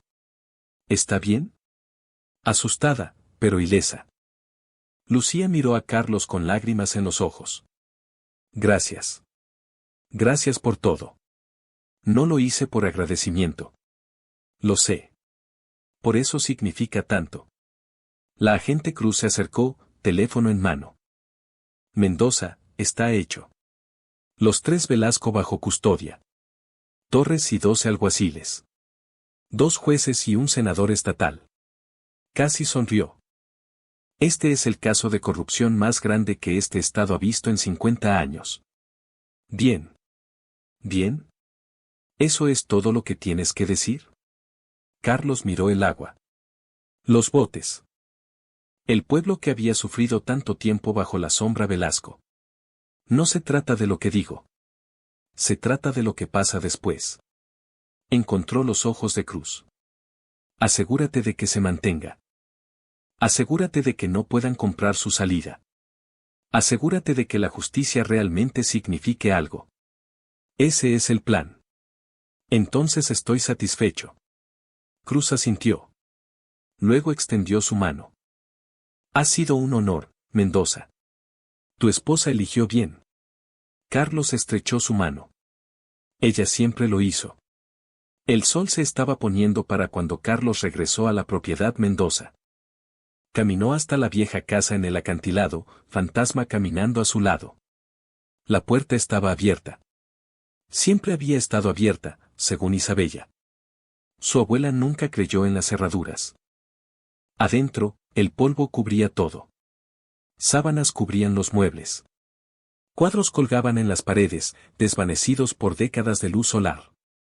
Carlos se movió por las habitaciones lentamente, absorbiendo detalles. La cocina, donde la madre de Isabella le había enseñado a hacer panqueques. La sala de estar, donde su abuelo le había leído historias. El porche donde había soñado con algún día traer a sus propios hijos. Nunca llegó a hacer nada de eso. Carlos encontró una fotografía en la repisa. Isabella, de niña, tal vez 8 o 9 años, parada en el porche con su abuela. Ambas sonriendo.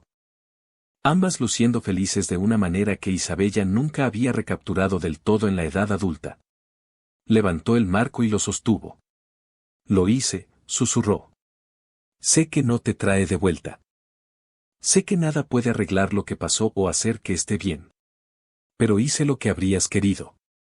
Ayudé a personas que no podían ayudarse a sí mismas. Me levanté cuando todos los demás se sentaron.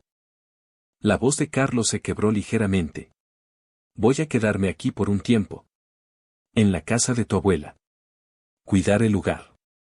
Tal vez arreglarlo. Tocó el vidrio sobre el rostro de Isabella. Y cada mañana voy a caminar hasta la playa y ver el amanecer. Justo como tú siempre quisiste hacer. Volvió a colocar la fotografía en la repisa. Te amo, Isabella. Siempre lo haré. Y donde sea que estés, espero que finalmente estés en paz. La última luz se desvaneció afuera. Carlos se sentó en el sofá polvoriento, Fantasma acurrucándose a sus pies. Por primera vez en 6 meses, no se sintió solo. Por primera vez en 6 meses, sintió que tal vez, solo tal vez, lo peor había quedado atrás. Y en algún lugar de la distancia, las olas seguían rodando. Firmes y eternas. Llevándose los últimos ecos de todo lo que se había perdido. Mañana sería diferente. Mañana sería el primer día de lo que viniera después. Pero esta noche, Carlos Mendoza se sentó en la casa de la familia de su esposa y se permitió llorar adecuadamente por primera vez desde que ella murió. Y en ese dolor, de alguna manera encontró el comienzo de la sanación. 3 meses lo cambiaron todo. Carlos se despertó antes del amanecer como siempre lo hacía y caminó hasta la playa con Fantasma caminando silenciosamente a su lado. Las olas rodaban firmes y eternas, lavando huellas, llevando secretos al mar. Había hecho esta caminata cada mañana desde los arrestos. A veces Lucía se le unía. A veces su hija Lili también venía, corriendo adelante para perseguir aves playeras mientras Fantasma saltaba tras ella. Pero la mayoría de las mañanas era solo Carlos y su perro viendo el amanecer sobre aguas que habían presenciado generaciones de historia familiar Mendoza. Hoy se sentía diferente. Hoy era el día en que se anunciarían los veredictos. Su teléfono vibró. Agente Cruz. Está hecho. Los 3 Velasco condenados por todos los cargos. Rodrigo Senior recibió 25 años. Rodrigo Jr. recibió 15. La madre se declaró culpable de conspiración y recibió 5. Cruz hizo una pausa. Torres recibió 12 años. Los jueces y legisladores todavía están siendo procesados, pero las fichas de dominó están cayendo. Carlos cerró los ojos. Mendoza, ¿estás ahí? Estoy aquí. ¿Cómo te sientes? ¿Cómo se sentía? Había pasado 6 meses cazando a estas personas. Había arriesgado todo para derribarlos. Y ahora se había acabado. Realmente, verdaderamente acabado. Siento que Isabella estaría orgullosa. Lo estaría. La voz de Cruz se suavizó. Escucha, sé que rechazaste el puesto de consultoría, pero la oferta sigue en pie. Podríamos usar a alguien como tú. Lo aprecio, pero encontré algo mejor. El programa de perros. Entre otras cosas. Cruz se rió. Suficientemente justo. Cuídate, Mendoza. Y si alguna vez cambias de opinión, sé dónde encontrarte. Colgó y miró a Fantasma. Se acabó, chico. Obtuvieron lo que merecían. La cola de Fantasma se movió una vez. Comprendiendo. Siempre comprendiendo. Caminaron de regreso al acantilado juntos. Hacia la casa que Isabella había amado. Hacia la vida que Carlos estaba aprendiendo lentamente a construir. El restaurante tenía un nuevo nombre ahora. Lucía lo había comprado 2 meses atrás, usando el dinero del acuerdo de su demanda civil contra los Velasco. El viejo letrero que decía Restaurante Vista de la Bahía había sido reemplazado con algo más simple, segundas oportunidades. Carlos empujó la puerta a las 7 de la mañana. Exactamente, Fantasma a sus talones. La prisa de la mañana apenas comenzaba. Pescadores tomando café antes de salir. Familias deteniéndose para desayunar. Turistas pasando de camino a otro lugar. Pero la atmósfera era diferente ahora. Más ligera. El miedo que había colgado sobre este lugar durante años finalmente se había levantado. Ahí está. Ernesto Dawkins saludó desde su mesa habitual. El hombre del momento.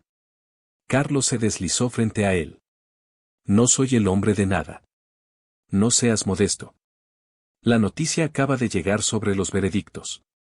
25 años para el viejo. Eso es prácticamente una sentencia de por vida a su edad. Ernesto sonrió. Llamé a mi sobrino en Florida. Es la primera vez que suena esperanzado en años. ¿Cómo está? Mejor. Está en un programa ahora. Limpiándose. Dice que incluso podría regresar aquí algún día. Empezar de nuevo. Los ojos de Ernesto se humedecieron. Hace 3 meses, pensé que este pueblo estaba muriendo. Ahora míralo. Carlos miró. El restaurante estaba lleno. No solo de locales, sino de personas que nunca había visto antes. Periodistas. Investigadores. Visitantes curiosos que habían oído hablar del pequeño pueblo costero que había derribado un imperio criminal. Algunos de ellos estaban escribiendo libros. Algunos estaban haciendo documentales. Todos querían entender cómo sucedió. Siguen pidiéndome entrevistas, continuó Ernesto. Quieren saber cómo fue vivir bajo el pulgar Velasco. ¿Cómo se sintió cuando todo cambió? ¿Qué les dices? Les digo la verdad, que la mayoría de nosotros teníamos demasiado miedo para luchar. Que sabíamos que las cosas estaban mal pero nos convencimos de que no era nuestro problema. Que tomó a un extraño, a un hombre sin nada más que perder, para mostrarnos cómo se veía el coraje. Ernesto se inclinó hacia adelante. No solo derribaste a los Velasco, Carlos. Nos recordaste quiénes podíamos ser. Eso vale más que cualquier condena. Lucía apareció con café, poniendo una taza frente a cada uno. ¿Escuchaste las noticias?, preguntó. Escuché. ¿Cómo te sientes? Todos seguían preguntándole eso. ¿Cómo se sentía? ¿A qué sabía la justicia? ¿El dolor finalmente había terminado? Carlos tomó un sorbo de café antes de responder. Siento que es hora de enfocarme en otra cosa. ¿Cómo qué? La miró. Realmente la miró. 3 meses habían cambiado a Lucía también. El miedo se había ido de sus ojos. Sus hombros ya no se encorvaban hacia adelante de manera protectora. Sonreía ahora. Realmente sonreía. Y lo decía en serio. Como el futuro. Las mejillas de Lucía se sonrojaron ligeramente. Eso es críptico. Soy un tipo críptico. Ernesto se rió y se levantó. Los dejaré solos a ustedes dos. Tengo que difundir las buenas noticias por el pueblo. Le dio una palmada a Carlos en el hombro. Gracias, hijo. Por todo. Después de que se fue, Lucía se deslizó en la cabina frente a Carlos. Elena llamó esta mañana. ¿Cómo está? Más fuerte cada día. Los médicos dicen que estará lista para el alta la próxima semana. La voz de Lucía se quebró. Preguntó por ti. Quería saber si te quedarías. ¿Qué le dijiste? Le dije que no sabía. Que no habías dicho nada definitivo. Encontró sus ojos. ¿Te estás quedando, Carlos? Había pensado en esta pregunta cada día durante 3 meses. Quedarse significaba elegir la esperanza sobre el dolor. Significaba construir algo nuevo en lugar de aferrarse a lo que se había perdido. Significaba confiar en que el mundo no le quitaría todo 2 veces. Mi esposa siempre quiso vivir junto al océano, dijo lentamente. Hablaba de eso constantemente. Una casita cerca del agua donde pudiéramos envejecer juntos, escuchar las olas por la noche, tal vez tener niños corriendo. Hizo una pausa. Ella nunca consiguió ese sueño. Pero todavía podría honrarlo. ¿Qué estás diciendo? Estoy diciendo que esto se siente como hogar. Por primera vez desde que Isabella murió, algún lugar realmente se siente como hogar. Carlos se estiró a través de la mesa y tomó su mano. Me quedo, Lucía. Si me aceptas. Sus ojos se llenaron de lágrimas. Idiota. Por supuesto que te acepto. Fantasma ladró una vez desde debajo de la mesa. Aprobación, decidió Carlos. Y la tensión se rompió en risas. Debería volver al trabajo, dijo Lucía, limpiándose los ojos. Pero esta noche, cena en tu lugar. ¿En nuestro lugar? Se congeló. ¿Qué? La Casa Mendoza. La propiedad de la familia de Isabella. Es demasiado grande solo para mí y Fantasma. Carlos apretó su mano. Múdate, tú y Lily. Descubriremos el resto sobre la marcha. Carlos, eso es demasiado rápido. Probablemente. Loco. Definitivamente. Sonrió. Pero he pasado 6 meses aprendiendo que la vida es corta, preciosa y completamente impredecible. No quiero desperdiciar otro día siendo cuidadoso. Lucía lo miró fijamente. Luego se rió. Una risa real. Completa, brillante y libre. ¿Está bien? Sí. Está bien. Se puso de pie, todavía riéndose. Pero tú le vas a explicar esto a mi madre. Trato hecho. Ella se alejó, todavía sacudiendo la cabeza. Y Carlos la observó irse con algo cálido extendiéndose por su pecho. Se sentía sospechosamente como Esperanza. La tarde trajo visitantes inesperados. Carlos estaba trabajando en la barandilla del porche, la vieja madera finalmente se había rendido, cuando un convoy de autos subió por el camino de tierra. Placas federales. De aspecto oficial. Los pelos de Fantasma se erizaron. Tranquilo, chico. La agente Cruz salió del vehículo principal, seguida por un hombre que Carlos no reconocía. Mayor, distinguido, el tipo de porte que venía de décadas en el gobierno. Mendoza. Cruz se acercó con el extraño. Este es el subdirector Harrison, FBI. Quería conocerte personalmente. Harrison extendió su mano. Señor Mendoza, he oído mucho sobre usted. ¿Debería estar preocupado? Por el contrario. El apretón de manos de Harrison fue firme. Has hecho algo notable aquí. No solo el caso Velasco, aunque eso solo sería impresionante, sino lo que has construido después. El programa de apoyo a veteranos, el alcance comunitario, la forma en que has ayudado a este pueblo a sanar. Solo hice lo que era necesario. Eso es exactamente lo que la mejor gente siempre dice. Harrison soltó su mano. No estoy aquí para reclutarte. La agente Cruz ya me dijo que rechazaste. Pero quería ofrecer algo más. ¿Qué es? Recursos para tu programa. Harrison sacó un sobre de su chaqueta. Dinero de subvenciones federales designado para iniciativas de rehabilitación de veteranos. Tu operación de entrenamiento de perros califica si estás interesado. Carlos tomó el sobre. Dentro había un cheque con más ceros de los que esperaba. Esto es un comienzo. Hay más disponible si el programa se expande. Los ojos de Harrison eran agudos pero amables. Lo que estás haciendo importa, Mendoza. Ayudar a los veteranos a encontrar propósito, emparejarlos con animales de servicio, darles una razón para seguir adelante. Ese es el tipo de trabajo que cambia vidas. También es el tipo de trabajo que salvó la mía. Lo sé. Harrison miró a Fantasma, que se había relajado ligeramente pero permanecía vigilante. Tu perro. Sirvió en Afganistán, ¿correcto? 3 tours. Retirado después de que mataron a su manejador. Y ahora te ayuda a entrenar a otros perros para ayudar a otros veteranos. Algo así. Harrison asintió lentamente. Hay un dicho en la oficina, los mejores agentes son los que han sido rotos y se han rearmado a sí mismos. Creo que lo mismo es cierto para todos nosotros. Extendió su mano de nuevo.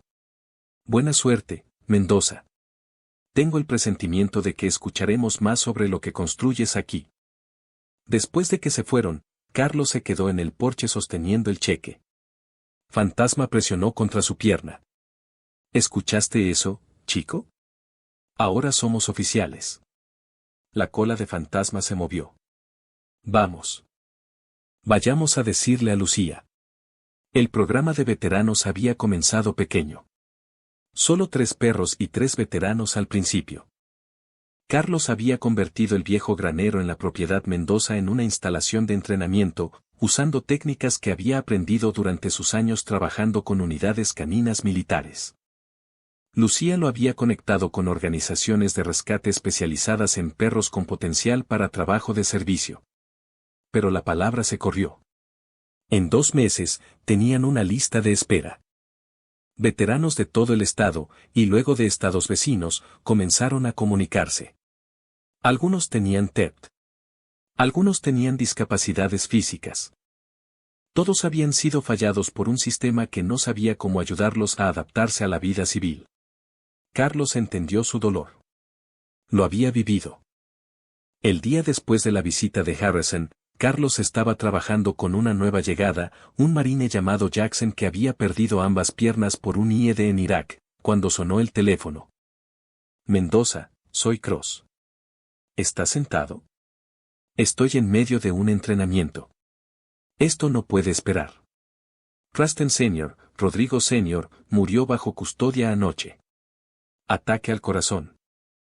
Sus abogados afirman estrés de la prisión, pero el médico forense dice que fue una condición preexistente que no fue tratada. Carlos procesó esto lentamente. ¿Cómo te sientes al respecto? Aún no lo sé. Observó a Jackson trabajar con un joven pastor alemán llamado Duke. Ambos encontrando su ritmo juntos. Parte de mí piensa que se lo puso fácil. 25 años de estrés carcelario versus las vidas de sufrimiento que causó. ¿Y la otra parte? La otra parte sabe que el odio es un veneno. No importa cómo murió. Lo que importa es que ya no puede lastimar a nadie más. Carlos hizo una pausa. Isabella solía decir que el perdón no se trata de dejar que las personas se salgan con la suya. Se trata de liberarte a ti mismo. Tu esposa suena como si hubiera sido una mujer notable. Lo era. Carlos sonrió a pesar de sí mismo. Realmente lo era. Después de la llamada, regresó con Jackson y Duke. ¿Todo bien?, preguntó Jackson. Sí, solo noticias que necesitaba escuchar. Carlos se arrodilló al lado del perro. ¿Cómo le va? Mejor que yo. Jackson se rió. La primera risa genuina que Carlos había escuchado de él. Ya sabe cuando me estoy poniendo ansioso. Pone su cabeza en mi regazo antes de que me dé cuenta de lo que está pasando.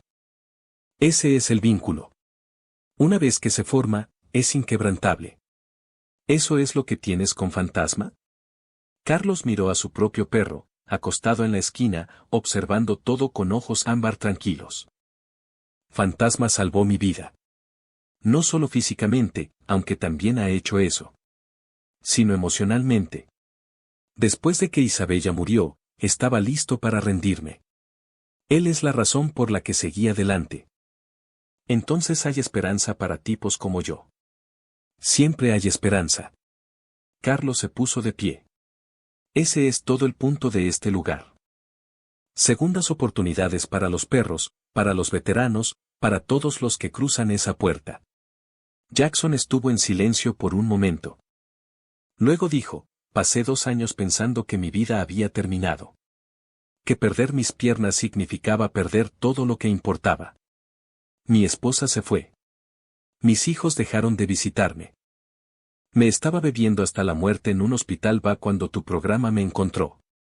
¿Y ahora? Y ahora me despierto por la mañana y Duke está allí esperándome, necesitándome. La voz de Jackson se endureció. Y pienso que tal vez eso es suficiente. Tal vez ser necesitado es suficiente para seguir adelante. Carlos sintió algo apretarse en su pecho. Es más que suficiente. Lo es todo. Lily encontró la fotografía. Tenía 6 años ahora, un manojo de energía y curiosidad que había adoptado a Fantasma como su guardián personal. El perro la toleraba con paciencia infinita, dejándola trepar en su espalda, jalarle las orejas, vestirlo con disfraces ridículos. Carlos, ¿quién es esta señora? Se volvió de la estufa, estaba haciendo la cena, mal, y vio a Lily sosteniendo una foto enmarcada. Isabella. El día de su boda. Ambos jóvenes, esperanzados y completamente desprevenidos para lo que la vida traería. Esa es Isabella. Era mi esposa. ¿Dónde está ahora? Lucía apareció en la puerta, luciendo preocupada. Lily, cariño, no deberías. Está bien. Carlos se arrodilló al nivel de Lily. Isabella se enfermó mucho. Y aunque los doctores lo intentaron lo mejor que pudieron, no pudieron hacerla mejor. Así que se fue al cielo. Como el abuelo. Justo como el abuelo. Lily estudió la fotografía con la seriedad intensa que solo los niños pueden lograr. Se ve linda. Era linda. La persona más linda que conocí. ¿La extrañas? Todos los días. Lily consideró esto. Luego dijo, está bien extrañar a la gente. Mami dice que extrañar a alguien significa que lo amas mucho. Tu mami es muy inteligente. Lo sé. Lily le entregó la fotografía. Deberías ponerla donde puedas verla para que puedas decirle buenos días. Carlos tomó el marco. Su visión se nubló ligeramente. Esa es una buena idea, Lily. Gracias. Ella sintió, satisfecha de haber resuelto un problema importante, y corrió a buscar a Fantasma. Lucía se acercó más. Lo siento. Debí haberle dicho que no revisara las cajas viejas. No lo sientas. Tiene razón. Carlos puso la fotografía en la repisa al lado de una foto de Lucía y Lily de la Navidad pasada. Isabella habría amado esto. La casa llena de vida. Una niña corriendo. Un perro en cada esquina. ¿Crees? Lo sé. La atrajo cerca. Ella quería que fuéramos felices. Eso es todo lo que siempre quiso. ¿Eres feliz? Carlos pensó en la pregunta. Hace 6 meses, habría dicho que la felicidad era imposible. Que la muerte de Isabella había tallado algo de él que nunca podría ser reemplazado. Pero ahora, parado en la casa de la familia de su esposa con una nueva familia formándose a su alrededor, entendió algo importante. La felicidad no se trataba de reemplazar lo que se había perdido. Se trataba de hacer espacio para lo que venía después. Sí, dijo. Realmente lo soy. La ceremonia ocurrió un sábado.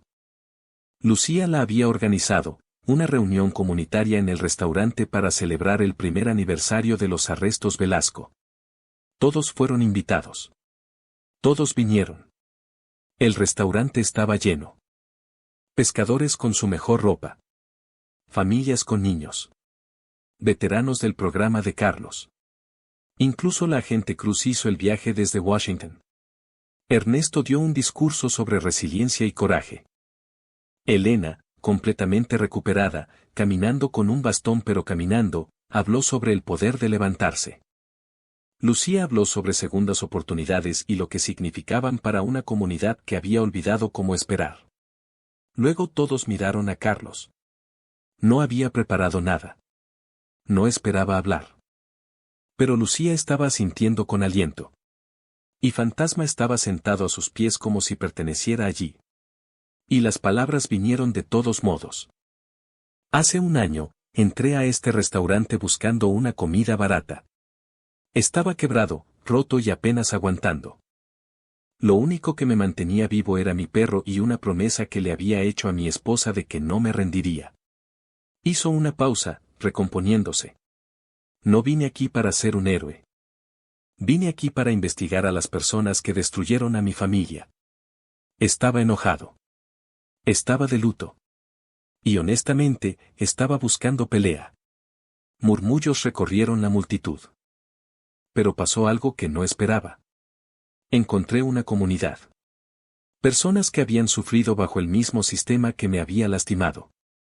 Personas que tenían miedo pero no estaban vencidas. Personas que solo necesitaban que alguien diera el primer paso. Miró a Lucía. A Ernesto. A Elena. A todos los rostros que se habían vuelto familiares durante el año pasado. No salvé este pueblo. Nos salvamos unos a otros. Cada persona que se presentó con evidencia. Cada víctima que aceptó testificar. Cada vecino que ofreció comida, refugio o solo una palabra de aliento cuando las cosas parecían imposibles. Esta es su victoria. De todos ustedes. Fantasma se puso de pie y presionó contra su pierna.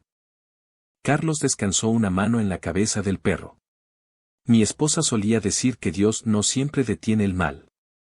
Pero le da a la gente ordinaria la fuerza para levantarse cuando más importa. No entendí eso durante mucho tiempo. Estaba demasiado enojado, demasiado enfocado en la venganza. Tomó aire. Pero ahora entiendo. La fuerza no está en ganar. Está en luchar. Está en negarse a mirar hacia otro lado cuando todos los demás lo hacen. Está en elegir la esperanza sobre la desesperación, el amor sobre el odio, la comunidad sobre el aislamiento. Levantó su taza de café. Por las segundas oportunidades. Para todos nosotros. La multitud levantó sus tazas en respuesta. por las segundas oportunidades. Después de la ceremonia, después de los abrazos, apretones de manos y lágrimas, Carlos se encontró solo en el porche trasero del restaurante. Fantasma yacía a su lado. El sol se estaba poniendo sobre el agua, pintando todo en tonos de oro y rojo. Lucía lo encontró allí. Hey. Hey. Se sentó a su lado, lo suficientemente cerca como para que sus hombros se tocaran. Fue un buen discurso. No lo planeé. Los mejores nunca se planean. Tomó su mano. Tengo algo que decirte. ¿Qué? Estuvo en silencio por un momento. Luego, estoy embarazada. Carlos dejó de respirar. ¿Qué? 8 semanas. Me enteré esta mañana. La voz de Lucía tembló. Sé que no hemos hablado de esto. Sé que es rápido. Sé. Él la besó. Fue repentino, instintivo, la única respuesta que tenía sentido. Cuando se separaron, ambos estaban llorando. ¿Esa es una buena reacción?, preguntó Lucía. Esa es la mejor reacción que he tenido a cualquier cosa. Carlos la acercó. ¿Un bebé? ¿Vamos a tener un bebé? Vamos a tener un bebé. La cola de Fantasma comenzó a moverse, captando sus emociones. Lucía se rió entre lágrimas. Creo que él aprueba. Tiene buen juicio. Carlos miró al perro que había salvado su vida. Mejor que el mío la mayor parte del tiempo. Se sentaron juntos mientras el sol terminaba de ponerse. Carlos pensó en Isabella. En los niños que habían querido pero nunca tuvieron. En los sueños que habían muerto con ella. Pero también pensó en Lucía. En Lily. En la comunidad que se había convertido en familia. En los veteranos y perros encontrando propósito juntos. En la nueva vida creciendo en el vientre de Lucía. Isabella habría querido esto. Habría querido que él viviera. Hace un año, Carlos Mendoza había entrado a un restaurante sin nada más que un perro y un deseo de muerte. Había encontrado corrupción, violencia y maldad en su forma más banal y brutal. Pero también había encontrado a Lucía. Había encontrado propósito. Había encontrado hogar. Las olas seguían rodando debajo del acantilado. Firmes y eternas. Fantasma acomodó su cabeza en la rodilla de Carlos. Lucía se recostó contra su hombro. Y en algún lugar de la casa detrás de ellos, Lily probablemente estaba convenciendo a Ernesto de que le dejara comer un segundo pedazo de pastel. Esta era su vida ahora. Esta era su segunda oportunidad. Y finalmente, completamente, estaba en paz. Si esta historia te conmovió, compártela con alguien que necesite esperanza hoy. Deja un comentario sobre desde dónde estás viendo y qué te recordó esta historia. Suscríbete para más historias de fe, coraje y fortaleza silenciosa. Y recuerda, el mal existe. Siempre ha existido y siempre existirá. Pero también existe el coraje. También existe el amor. También existe la determinación simple y terca de hacer lo correcto cuando todos los demás miran hacia otro lado. Carlos Mendoza aprendió esa lección en un restaurante costero, viendo a una joven ser lastimada y eligiendo actuar. La aprendió de nuevo en salas de hospitales, salas de tribunales y oficinas federales. Y todavía la está aprendiendo hoy. Cada vez que empareja a un veterano roto con un perro que necesita propósito. El mundo no es salvado por superhéroes. Es salvado por personas ordinarias que se niegan a quedarse calladas. Sé una de ellas. Que Dios te bendiga y te guarde. Que te dé coraje cuando el miedo susurre y luz cuando el camino parezca oscuro. Y que siempre recuerdes que nunca estás solo y que la bondad todavía tiene poder. A veces el milagro no es un trueno del cielo o fuego del paraíso. A veces el milagro es solo un hombre que ve algo mal y se niega a mirar hacia otro lado. Ese es el milagro. Esa es la luz. Y vive en cada uno de nosotros.